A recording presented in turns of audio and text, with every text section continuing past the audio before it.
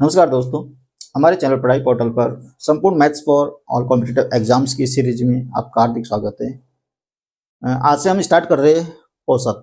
औसत का ये पहला वीडियो है। इस वीडियो में हम जानेंगे कि औसत क्या होता है। तो औसत एक संख्या समूह का प्रतिनिधि मूल्य होता है जिसको परिणामों के योग में परिणामों की संख्या का भाग देकर निकाला जाता है। परिणामों के योग में परिणामों की संख्या का भाग देकर निकाला जाता है। जैसे यहाँ पर कुछ परिणाम हम ले रहे हैं।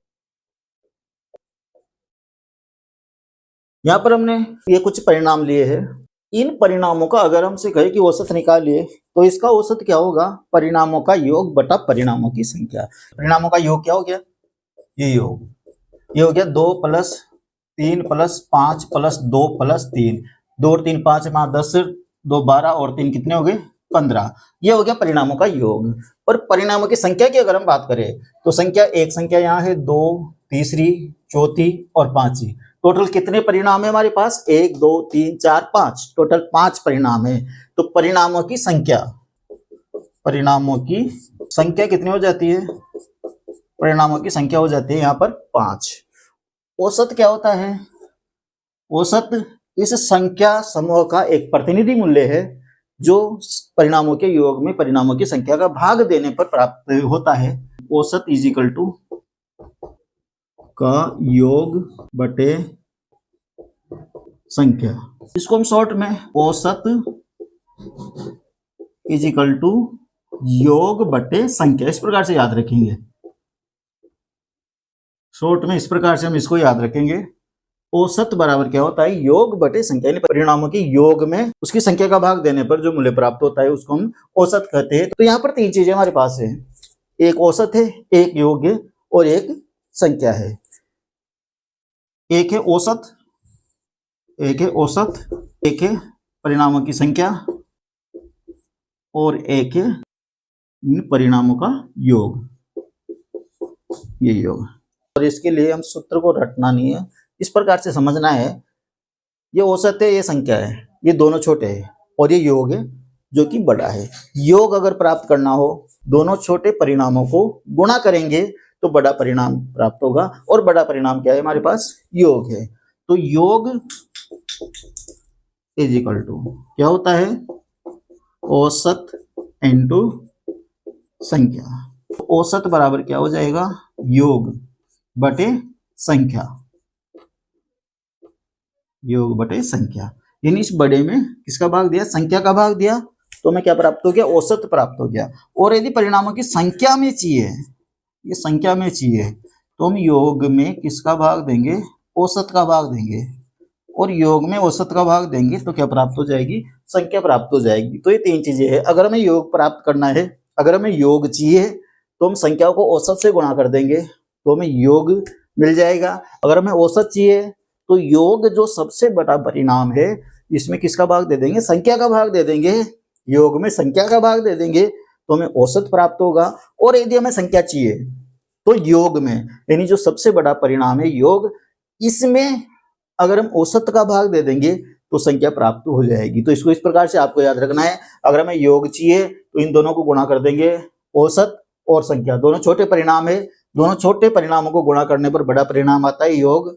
अगर इन छोटे परिणामों से कोई सा भी एक परिणाम हमें चाहिए, जैसे औसत चाहिए तो इस बड़े परिणाम यानी योग में संख्या का भाग दे दो जिसमें औसत मिल जाएगा। अगर संख्या चाहिए तो इस योग में औसत का भाग दे दो जिसमें हमारे पास संख्या आ जाएगी। तो ये 3 सूत्र हमारे पास हो गए। इनको रटना नहीं है, इनको बस ऐसे याद रखना है। योग सबसे बड़ा परिणाम है और अगर हमें योग चाहिए तो कैसे प्राप्त होगा? गुणा करने से। दोनों छोटे परिणामों को गुणा करने से योग प्राप्त होगा। और यदि हमें औसत चाहिए, इन दोनों में से कोई सा भी छोटा परिणाम चाहिए तो योग में दूसरे वाले परिणाम का भाग देने पर वो हमें प्राप्त हो जाएगा। जैसे औसत चाहिए तो योग में संख्या का भाग दे दो और संख्या चाहिए तो योग में औसत का भाग दे दो। तो ये हमारा सूत्र 3 सूत्र है जो हमें याद रखने हैं। जैसे मान लो यहाँ पर ये संख्या समूह है, इनका औसत हमने निकाला था परिणामों का योग बटे परिणामों की संख्या। तो इसका औसत क्या हो जाएगा? इसका औसत हो जाएगा परिणामों का योग कितना आया? 15। और टोटल परिणाम कितने? 5। यानी परिणामों की संख्या कितनी हो गई? 5। और 15 में 5 का भाग दिया तो कितना हो गया? 3। तो यहाँ पर तीन चीजें हो गई हमारे पास। परिणामों का योग कितना है 15, परिणामों की संख्या कितनी है 5, और औसत कितना आया 3। केवल अगर हमसे कह रहा है कि परिणामों की संख्या 5 है और औसत 3 है तो योग बताइए, तो हम योग कैसे निकालेंगे, इन दोनों को आपस में गुणा कर देंगे। योग बराबर क्या होता है औसत इंटू संख्या। औसत कितना है ये 3 और संख्या कितनी है 5, 3 को 5 से गुणा करेंगे तो ये योग आ गया 15। अगर हमें औसत चाहिए तो हम क्या करेंगे, योग में संख्या का भाग देंगे। ये योग कितना है 15 और इसमें किसका भाग दिया, संख्या का, जो कितनी है 5, तो क्या प्राप्त हो गया, औसत प्राप्त हो गया। अगर हमें संख्या चाहिए तो हम क्या करेंगे, योग में औसत का भाग देंगे। योग कितना है 15, योग कितना है 15 और औसत कितना आया था 3। अगर 15 में 3 का भाग दे दें तो संख्याओं की संख्या प्राप्त हो जाएगी हमें।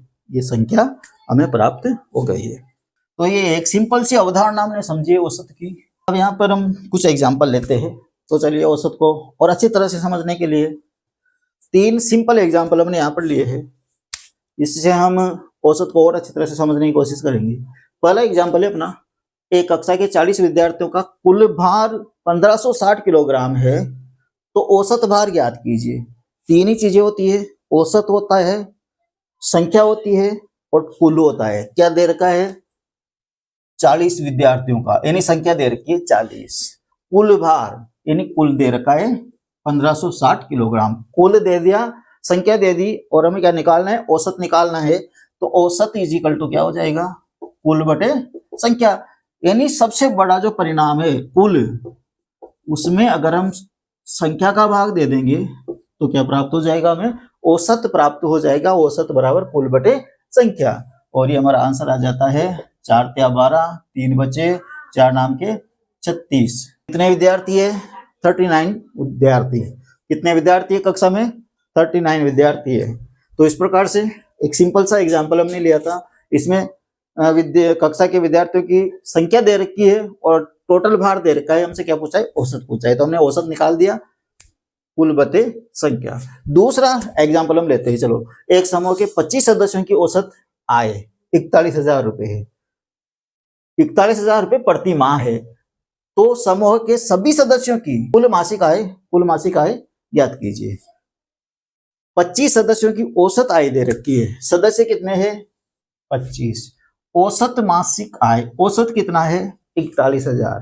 पूछ क्या रहा है, उस समूह के सभी सदस्यों की कुल मासिक आय ज्ञात कीजिए। कुल यानी टोटल, क्या पूछ रहा है, टोटल। टोटल कैसे आएगा, यानी दोनों छोटे परिणामों को अगर हम गुणा कर देंगे तो बड़ा परिणाम योग हमें प्राप्त हो जाएगा। औसत को संख्या से गुणा करेंगे तो हमें क्या प्राप्त होगा, योग प्राप्त होगा। तो योग क्या है, औसत इंटू संख्या।